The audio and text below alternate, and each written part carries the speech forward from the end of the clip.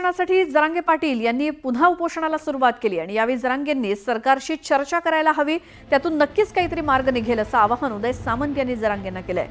मराठ्यांना आरक्षण देण्यासाठी सरकार प्रयत्नशील आहेच, मात्र ओबीसींच्या आरक्षणाला धक्का न लावता आरक्षण देण्याचा प्रयत्न असेल असं उदय सामंत म्हणाले।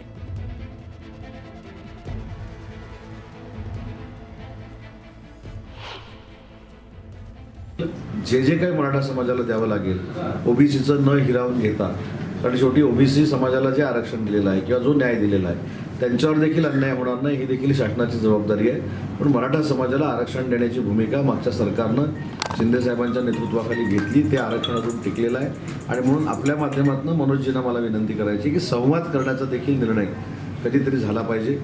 सरकारबरोबर त्यांनी बोललं पाहिजे, त्यांचे जे काही गैरसमज असतील ते आम्ही दूर करू, आमचे गैरसमज ते दूर करतील। मराठा आरक्षणासाठी मनोज जरांगे यांचं अंतरवाली सराटीमध्ये उपोषण सुरू आहे। दरम्यान सरकारनं चर्चेसाठी त्यांचं शिष्टमंडळ पाठवावं असं वक्तव्य जरांगेंनी केलं। मुख्यमंत्री देवेंद्र फडणवीस हे मराठ्यांना आरक्षण देणार आहेत की नाही हे सगळ्यांना कळणं गरजेचं आहे। आमचा सरकारसोबत कोणताही संपर्क नाही असं ते म्हणाले।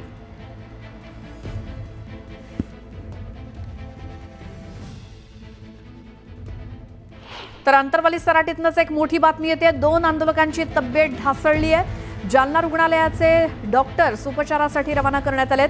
अजून काही जणांच्या तपासण्या देखील केल्या जात आहेत। अंतरवाली सराटीमध्ये मनोज जरांगे पाटील हे आंदोलनाला बसलेत।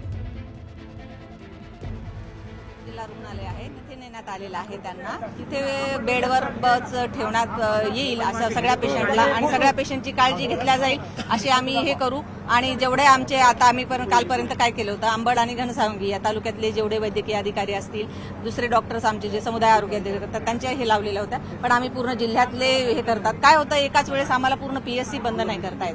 काही तिथं अत्यावश्यक सुविधा, तिथे एक मेडिकल ऑफिसर आम्हाला तिथे राहू द्यावा लागतो। पण बाकीचे जे एक जण असतील त्यांना आम्ही इथे बोलू। तसंच आम्ही सिव्हिल सर्जन आणि माननीय जिल्हाधिकारी साहेब यांच्याशी पण आम्ही चर्चा केलेली आहे। सरांनी पण आम्हाला आवश्यक सूचना दिलेल्या आहेत। तिथे 2 कार्डियक अँब्युलन्स सध्या उपलब्ध आहेत। आमच्या पीएससीच्या 3 रुग्णवाहिका पण उपलब्ध आहेत।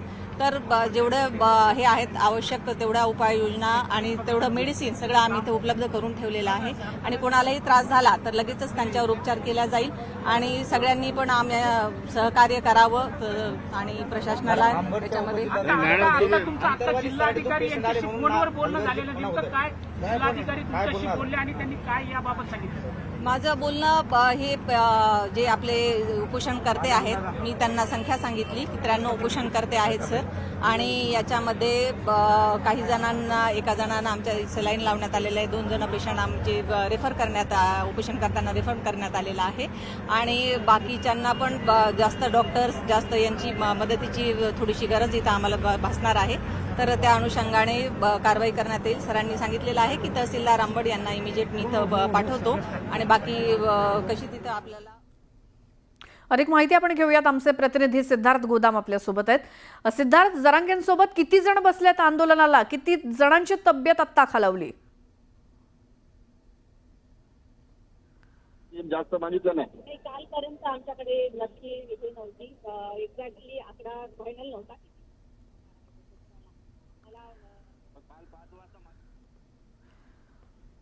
जालन्यामधल्या डॉक्टरांची ही प्रतिक्रिया।